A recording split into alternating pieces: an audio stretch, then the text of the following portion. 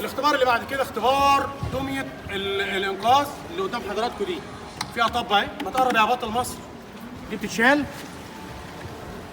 عشان حضراتكم تبقوا عارفين ديت مش خفيفه.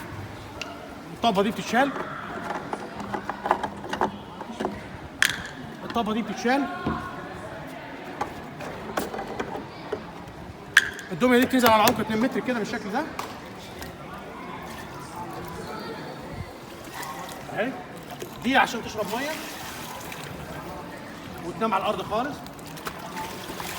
عشان تشرب ميه هتلاقي نزلت تحت.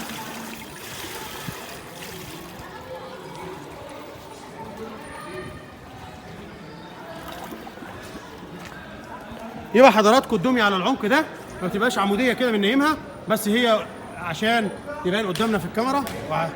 وينزل المنقذ بالشكل ده. مكانك.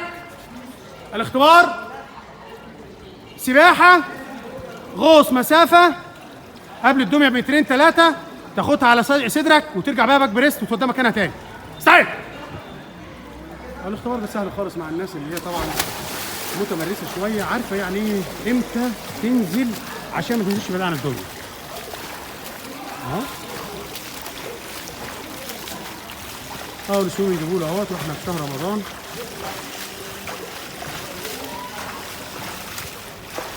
انزل. المفروض نزل غلط، نزل ينزل قبلها ونزل اهو خطفها ويحاول عاملها غلط وشه كده يسقط. لف الغريق، لف الغريق، لف الغريق، لف الغريق. ايوه. يبقى لازم تبقى خلي الابيض على صدرك وتزق برجلين بريست وتتحرك بالدميه.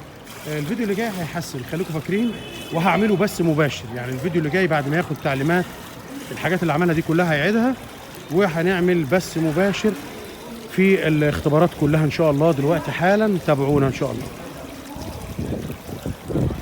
بالمناسبه اللي تكون سبب في روح دي حاجه كبيره جدا، مش لازم تكون سبب انت اللي بتطلعها. يعني انت لو علمت حد كويس وراح وطلع في يوم من الايام طفل ولا حد، اكيد هنوجر كلنا. ربنا يوفقك، برافو عليك.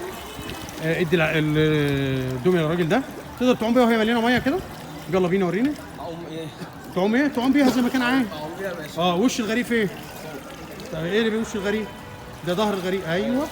يلا حاول كده. يلا امسك من عند الفك، امسك من عند الفك، ارفع فوق. ده مستوى متوسط اهوت اهو تحت خالص. هنا بنتعلم الاول نعمل رجلين بريست كويس عشان نوصل للمرحله اللي وصل لها الكابتن ده. وانا بشكرك وتعبتك معايا النهارده، بس كله من المستوى.